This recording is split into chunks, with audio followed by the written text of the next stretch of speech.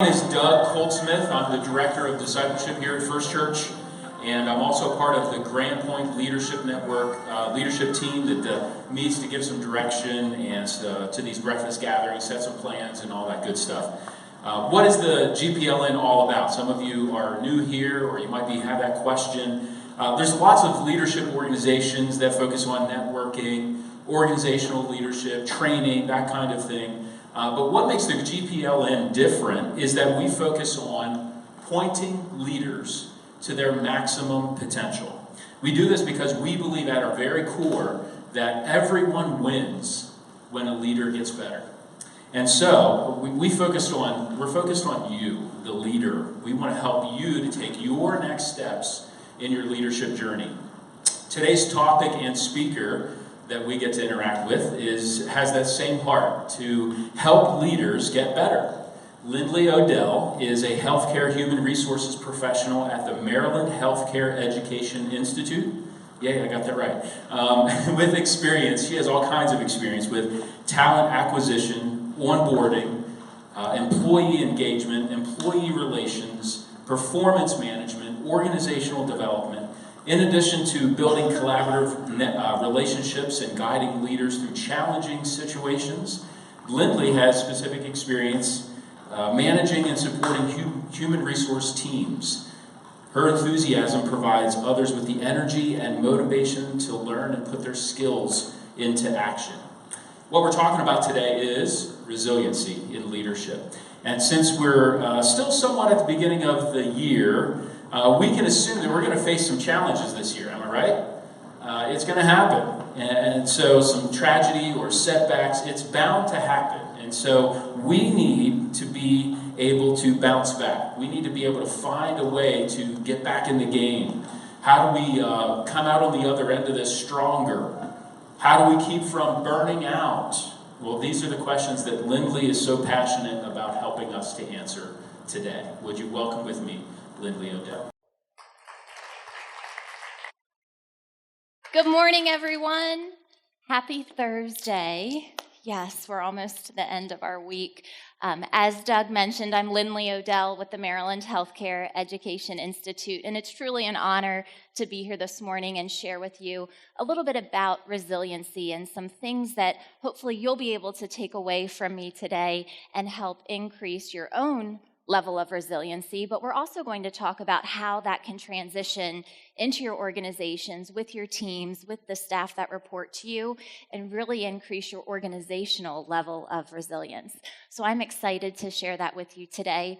What Doug did not mention is, even though I work in Maryland and the majority of organizations my organization works with are in Maryland, I'm originally from Gettysburg, so not too far away, and I live in Hanover, Pennsylvania today. So I had a little bit of a drive over the mountain to get here, but made it safely and was fortunate. Even though I drove through some rain showers, I did not have to physically be out in the rain this morning.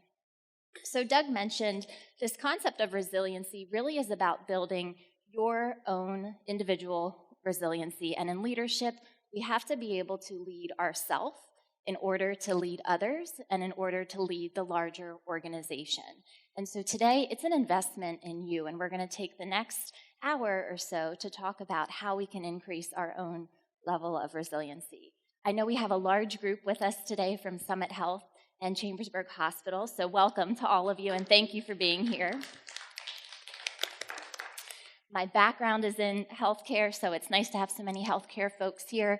But we're going to talk about how it can impact, and this idea of resiliency is not only applicable to healthcare workers, but also in other industries.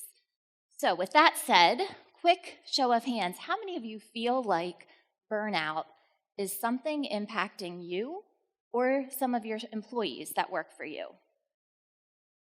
Good. So several hands being raised. Know that you're not alone in feeling this impact of burnout. Around this time last year, Forbes published an article that talked about some research being done, and 95% of businesses in all industries are feeling like burnout is negatively impacting them. I'm going to pause with that. Thoughts, reactions? Is anyone surprised? 95% organizations? Not at all. And why do you say that? Why do you think this issue of burnout is so relevant? the pace. Absolutely. Pace of life, pace of work. We are facing change at faster levels than I think ever before. It's intense, it's demanding, regardless of the industry you're in. Change is happening, and it's happening very fast. Even more of a reason why we want to take some time to increase our level of resilience and our ability to cope with all of that change. I want to direct you quickly to the handouts that were sitting at the table. So that very first handout is a list of resources for each of you.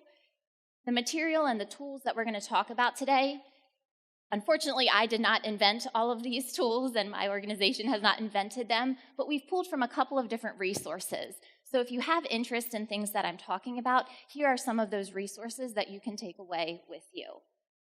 The second handout underneath is a guide and an outline that you can use this morning to fill in as I go along and talk through each of the 5 tools that can help you increase your level of resiliency. Okay, so where it says rolling out resiliency tools, feel free to fill those blanks in as we move forward. And can you hear me okay? Excellent. All right, so this idea of resiliency, as Doug mentioned, it's our ability to cope.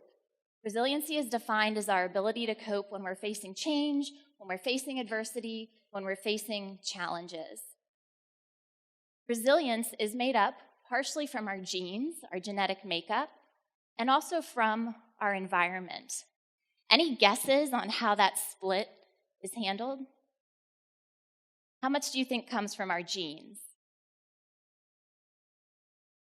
10%? Any other guesses? Right, so it's actually 30%. Roughly 30% of our level of resilience is coming from our genes, our genetic makeup. The other part, 70%, comes from our environment. There's some good news to this. With 70% coming from our environment, that means there are things we can do and tools that can help us increase our level of resilience. And what we'll walk through today are what those 5 tools are that can help you continue to increase your level of resilience. So I know a couple of hands went up feeling like this issue of burnout is impacting you, it's impacting your organizations. We're going to do a quick pulse check on what the level of burnout is in this room. So Dr. Brian Sexton, he's with Duke University. He does a lot of research around patient safety, around this issue of burnout in high-risk environments. He's from healthcare. He focuses on healthcare. However, he also has looked at other industries. So we're going to read through what he classifies as the 7 burnout hallmarks in the general population, just to get a feel for how individually we are this morning. So I'd like everyone to stand up, if you're able.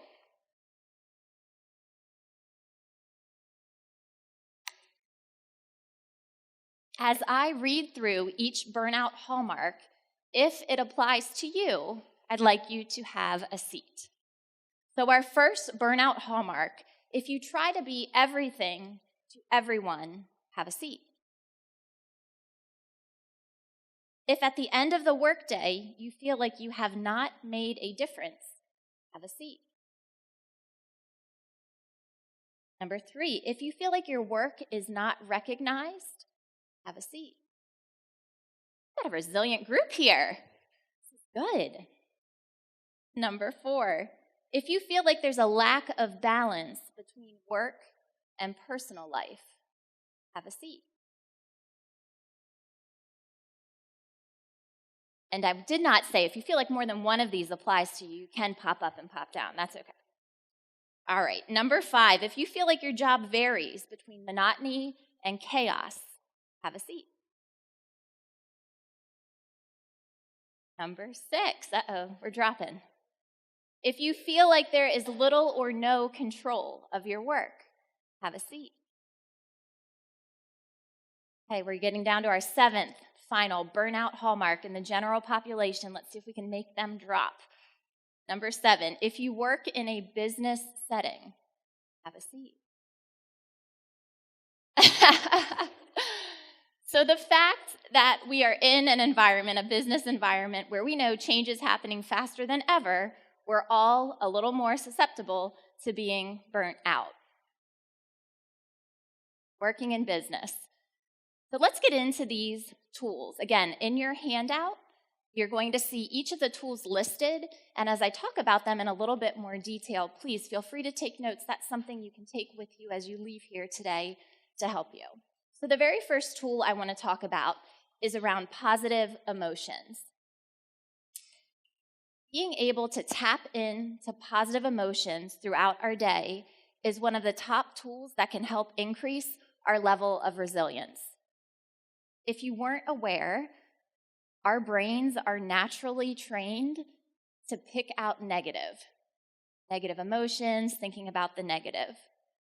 The way this tool works is it helps us retrain our brain to look for the positive. And when we're facing change, when we're facing adversity, when we're facing challenges, we have to be able to try to find that positive pieces that can help us grow, growing individually, helping our teams grow. Dr. Barbara Fredrickson, and she's written a book called Positivity. This goes into these 10 emotions in much more detail, and it should be on your resource list. But she's identified the 10 emotions you see on the screen as the top positive emotions.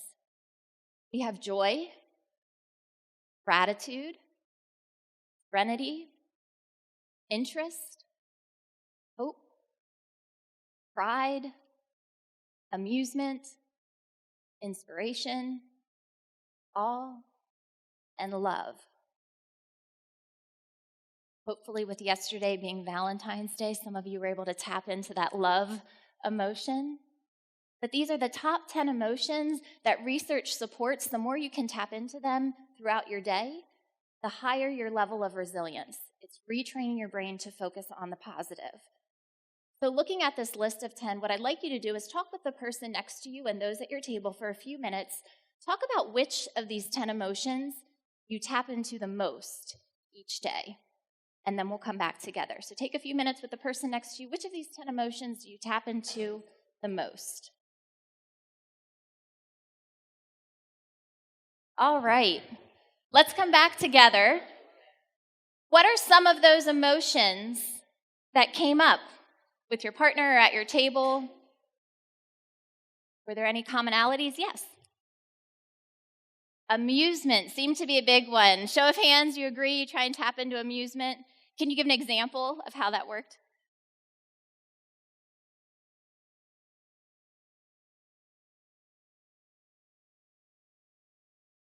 Oh my gosh, yeah. If you can't laugh, you really are not going to be a very resilient person. Amusement can be huge. Another emotion that we heard? Gratitude. And can you share how that's played out for you?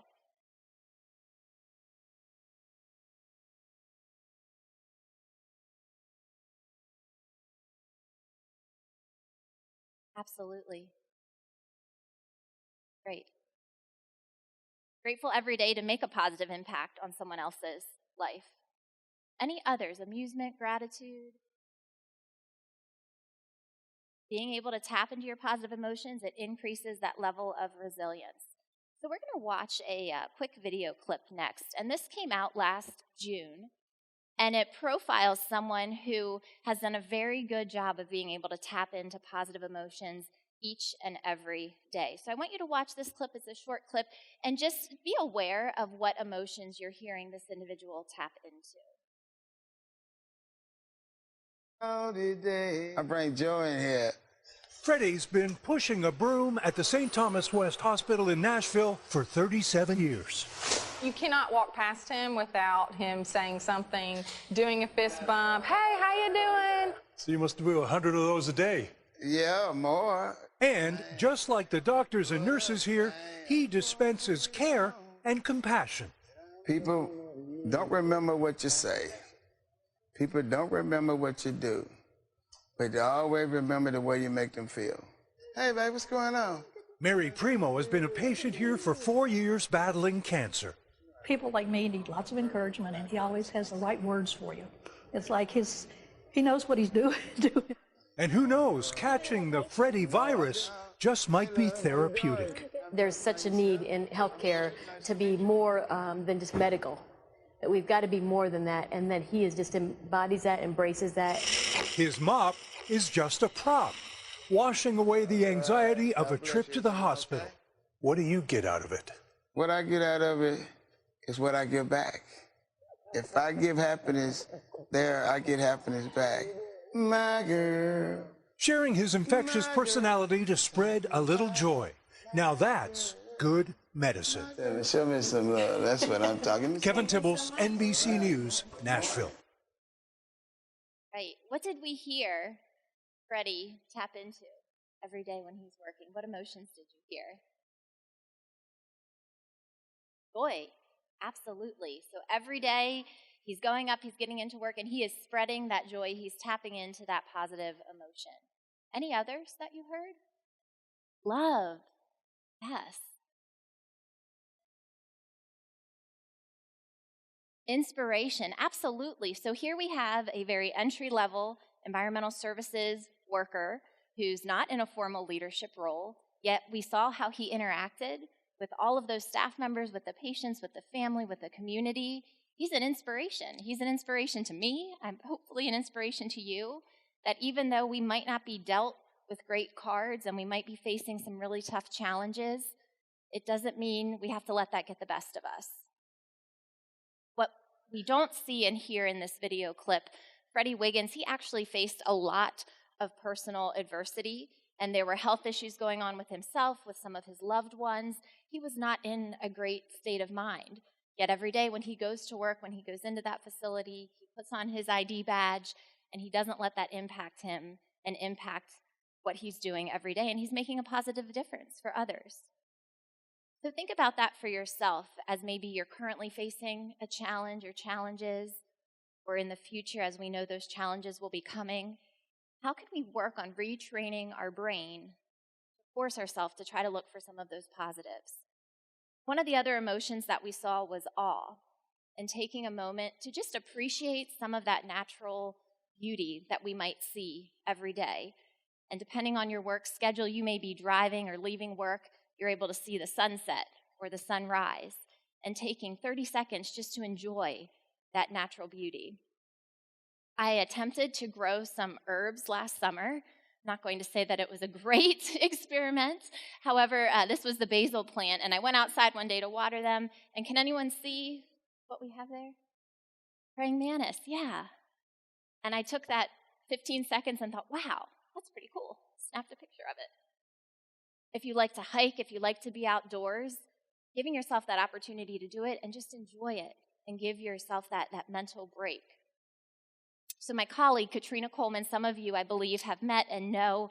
She lives here in the Chambersburg area, and she and I have worked sometimes. She shared with me, and some of you might know more about this, but this Chambersburg mural project, that downtown, there are pieces of scrap material that would have been probably thrown out or trashed that have now been recycled and turned into art. So just taking a moment to enjoy some of that natural beauty around us. We talked about how you can use positive emotions for yourself. How do you think this might play out when you look at your employees, your teams, your organizations? How could you transition this not only for yourself, but to others? Thoughts?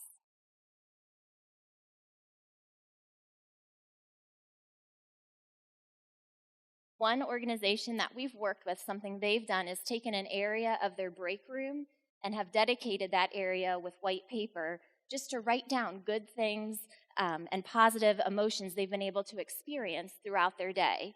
And again, we're in healthcare, so there can be a lot of negatives, but retraining their brain and their team to be working together and thinking about the positive. So perhaps in your organization, that could be something that could help with your team and engagement levels. So our first tool, tapping into positive emotions, it helps build resilience. We're going to talk about the second tool next, which is called 3 Good Things.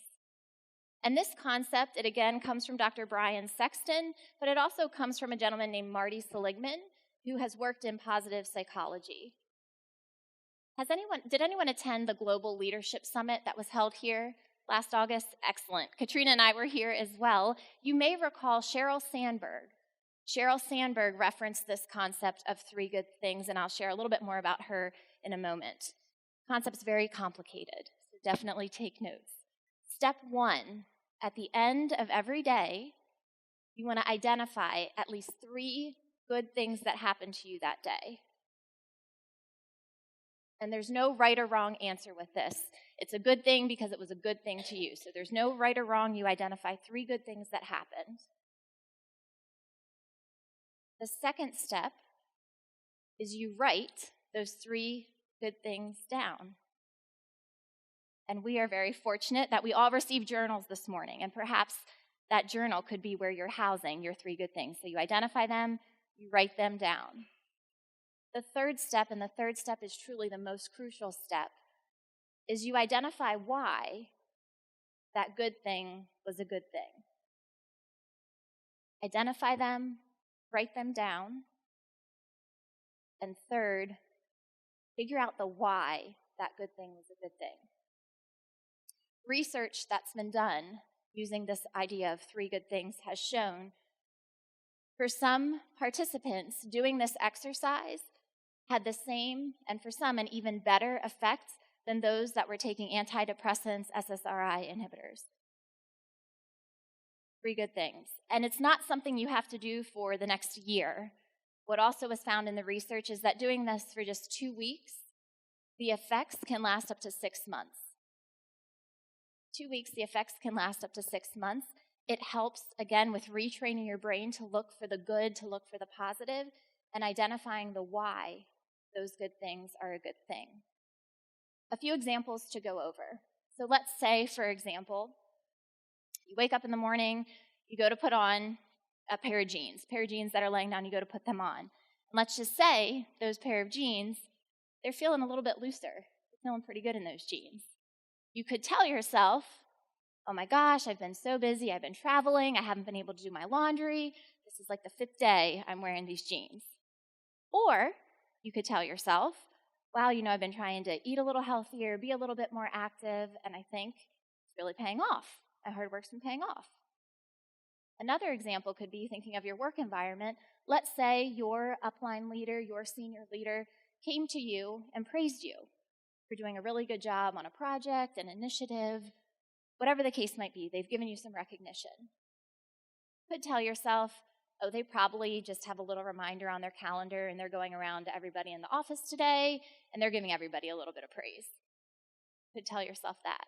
Or you could say, no, I really did put a lot of effort and time and energy into this project, and wow, my leader, they've recognized it, and my hard work has paid off. The why behind it is important. I have a cousin who lives in Florida, and in his line of work, he unfortunately has faced a lot of challenges, and he's coming up on his 3rd layoff in the last year.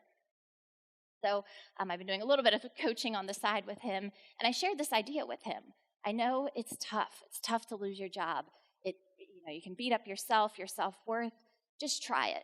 Every day, even if your good thing is just, I woke up today, or I got to go for a walk outside, try to force yourself to think about the positive so that you don't let some of those negative events and challenges take over you.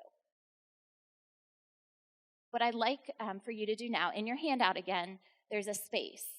Thinking about your day so far, and I know it's not even 8 o'clock on a Thursday morning, but thinking about your day so far, try to figure out if there's one good thing that you can think of that's happened, that perhaps if you would start this exercise tonight or in the next day or so, you would come back to that good thing. So think about one good thing that may have happened so far today. Excellent. So, and how many of you are new? This is your first Grand Point Leadership Network. Some of you. So welcome to all of you. And you probably, yes. I can bet you weren't alone in maybe feeling a little bit nervous, anxious, not quite sure what to expect. And seeing that familiar face can make all the difference. And being welcomed by folks that are friendly and understanding can make all the difference. And hopefully you can take some things away from today. Any other good things that have happened to you? Yeah. What's that? You're alive. Yes, we're here, we're healthy, hopefully we're feeling pretty good. And I've mentioned that to a group earlier. When you start to come down and you're sick, you have a cold, you unfortunately have the flu, man, you take for granted all those days you're feeling good and feeling healthy. Yeah.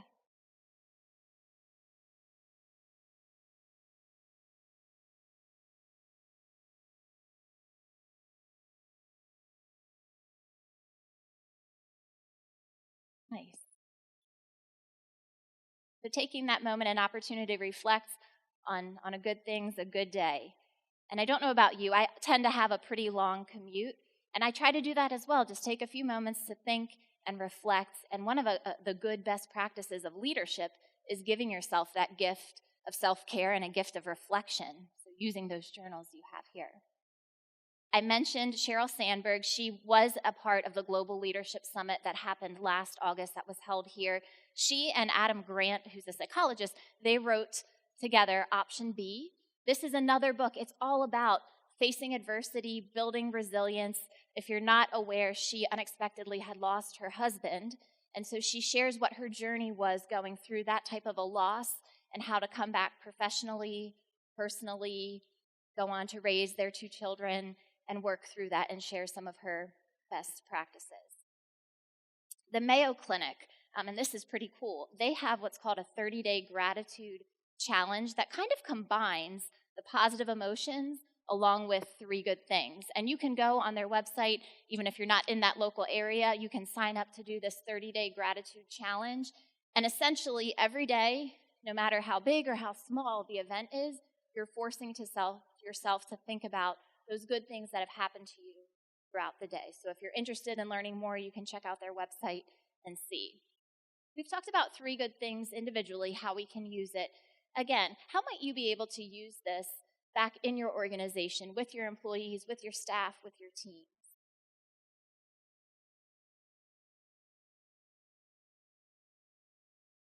Any ideas? So one organization, again, my colleague and I, we presented to a group of preceptors. So these are informal leaders in the organization that tend to have new hires come in, and they're helping throughout their orientation period. We talked about how you could take this concept and use it with your new hires and talk about, even as they're learning the organization, they're learning their role, maybe it's just every week you take some time to reflect on what are 3 good things that happened to you this week throughout your orientation. It can help build some of those relationships and, again, increase the level of resilience. Our second tool, 3 good things. We've got positive emotions. We've got 3 good things. We are jumping to our third tool, which is called the gratitude letter. The gratitude letter. You may remember, gratitude was one of those 10 positive emotions we just talked about earlier. And gratitude is very powerful. So often, we are so busy in our lives that we don't give ourselves that moment to truly express gratitude to someone who's maybe had a significant impact on us, positive impact on us. We're going to take a few moments and watch a video. And in the video, we're going to see how this idea of a gratitude letter works. And then we'll come back and talk through it. Shut up. What? Wait. I was going to be so embarrassed.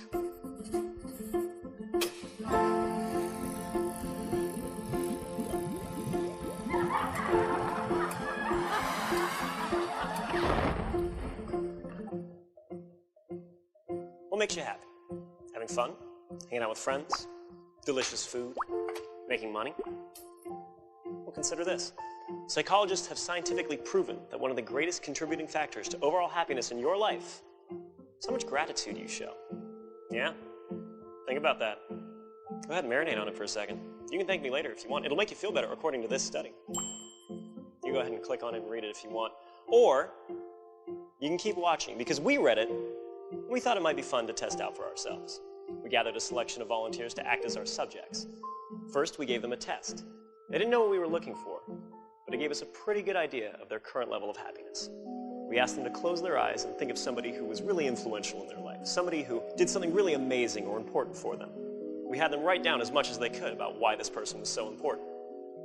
Now, a lot of them thought at this point the experiment was over, until we really put them on the spot and tried to get them to call that person and read what they wrote about them. Thank you, Jessica. We're going to have you call your mother. So who is that right person for you? Person is my sister, Erica. We're going to give Erica a call. Okay. Who'd you end up picking? Friend of mine, Craig Ains. Her name is Dora. My college accounting instructor. Really? Is this somebody you're still in touch with today? No, I'm assuming that he's passed on. That's a to shame. the great beyond. You up for it? Yes. What would you say if we called up Dora? Oh, well, we can try, but she lives in Britain. In Britain? I don't know a number by heart, dude. This is awful. That's fine. I don't know my mom's number by heart. If it's true that those who are going on are looking down on us, maybe he read my chicken scratch. Hey, sweetheart. Hey, how you doing? Yeah. You got a second? Where you at, in the hotel? I am. I'm in the hotel. You scared me when you asked if I had a second or something's wrong. No, I'm on like this little TV show, and they told me to talk about the person that influenced me the most, and I picked you, and they're making me call you. They're making me call you. Oh, wonderful! Hi, you've reached Craig. I'm not here right now. At the tone, please record your message. No, come on.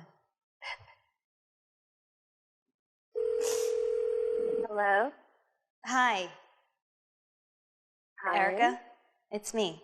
All right, so I got to read you this paragraph. Can you hear me?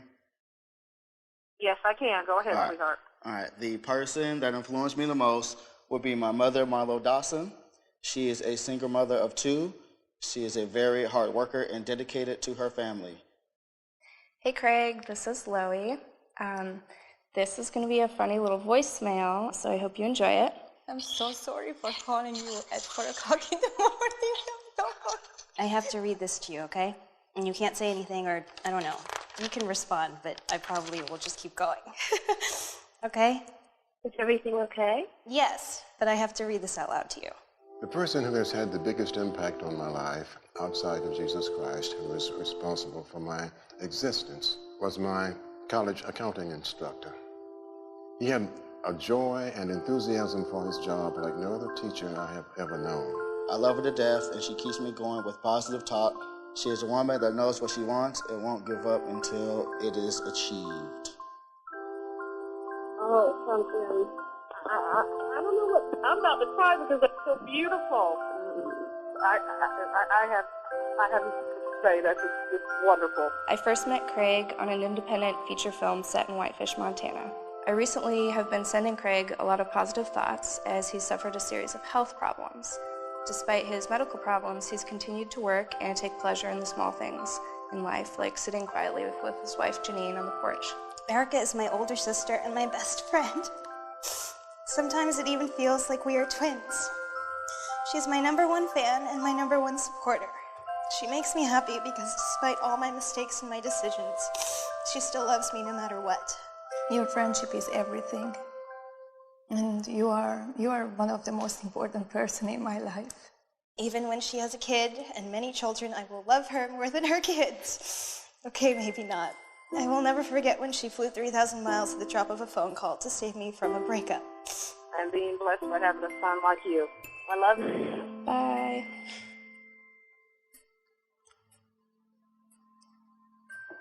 Why did you do that to me? I don't know, because they made me do it. Thank you for picking up. Bye, sweetie. And then they're like, here, you're gonna write this letter. And then I wrote like this whole long ass letter, which, I like don't write.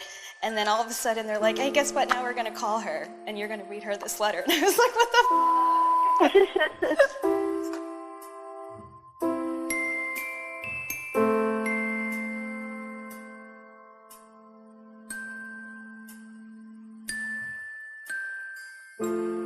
Before we let them go, we gave our subjects one more happiness test. Now, we mixed up and rephrased the questions so they didn't know they were taking the same test twice. For those who took the time to actually write something down but couldn't make the phone call for whatever reason, we saw happiness increase between 2 and 4%. Good, but not exactly mind-blowing. Now, for those who actually picked up the phone and personally expressed their gratitude, we saw increases between 4 and 19%. So either way, expressing your gratitude will make you a happier person. But you want to know something really interesting? The person who experienced the biggest jump in happiness was the least happy person who walked in the door. What does that mean? That means if you're having a particularly tough time, trying this out will more likely have a greater impact on you. Trust me, I'm in a lab coat. In fact, while you're at it, film it and upload it to us, and we'll do something awesome with it. I'm Julian, and this has been The Science of Happiness. Soul Pancake, subscribe. Great.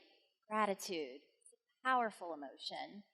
And we may needed to have hand out tissues along with the journal this morning, so we'll remember that next time.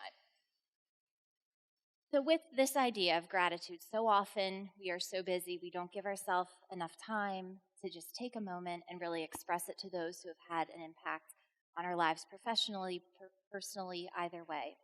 So I would like to give you a gift, and again, at the bottom of the handout, take just a few minutes here and make a few notes. You won't have to share this, so don't feel like anyone else is going to read it, but think about your life. Think about someone who maybe had that positive impact for you, that maybe you haven't taken a moment to express it to them.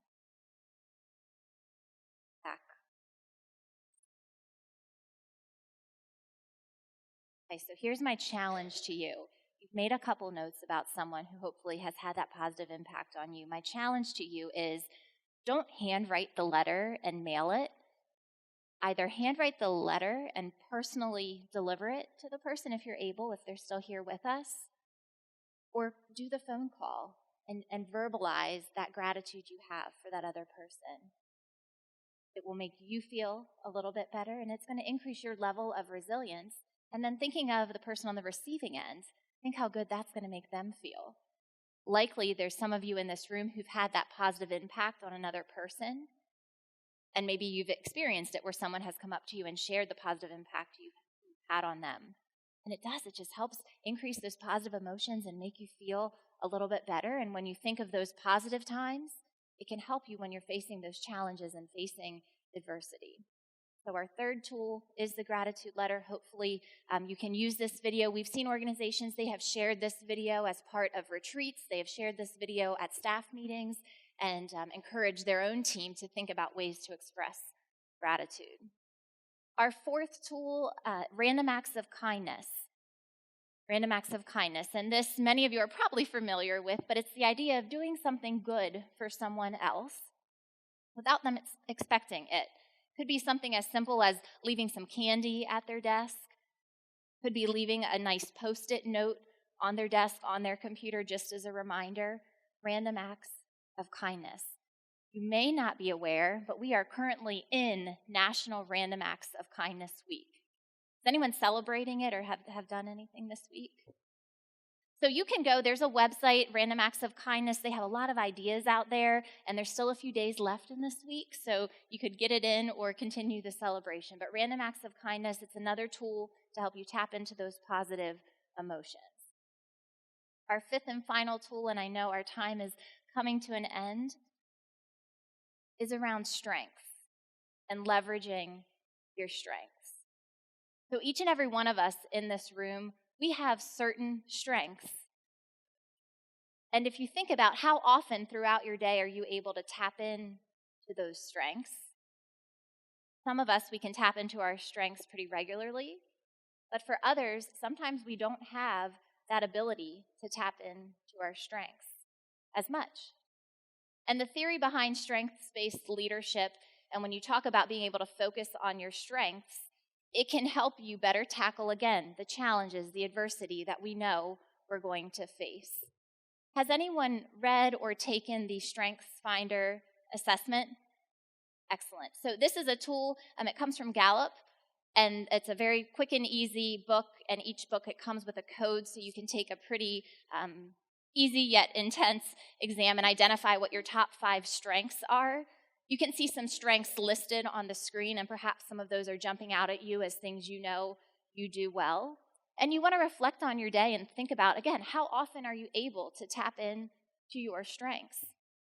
Another global leadership summit speaker that we heard, again, if you were a part of that last August, is Marcus Buckingham. And this is our last video clip. It's a segment from a presentation Marcus Buckingham has done, and it's going to help us illustrate how our brains, they're trained to pick out the negative, they're trained to maybe pick out our weaknesses, and we can use that to flip it and focus on our strengths and the positives. Ladies and gentlemen, Marcus Buckingham.